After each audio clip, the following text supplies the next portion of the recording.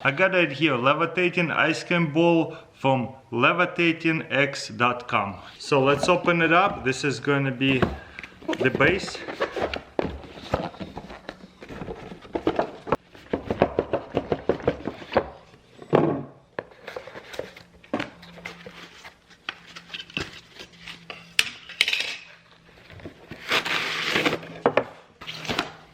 Wow, fancy. Okay, we're gonna plug this in and then we're gonna set this two pieces into here. And there is on and off. We're gonna turn it on. And this right here is the bowl. So perfect for ice cream and whatnot. Whoops, about to break it. Except I just broke off the magnet a little bit. Oh well, it will be okay. So, turn it off first, place it, turn it on, and then remove these two things, and guess what? This thing is levitating. How cool is that? Whoa! That's scary. I was gonna say, it is really strong. You know, it's kinda cool. You can just remove this magnet. You see, all it is just glued to it. Oh no, there's another magnet too.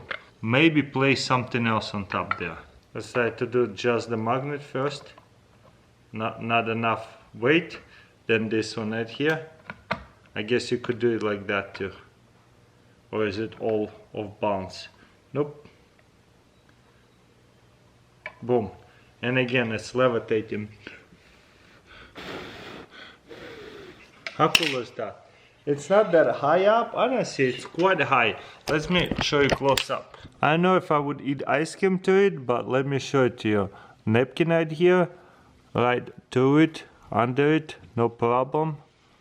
How cool is that? So it is definitely levitating. I can even touch it, no problem.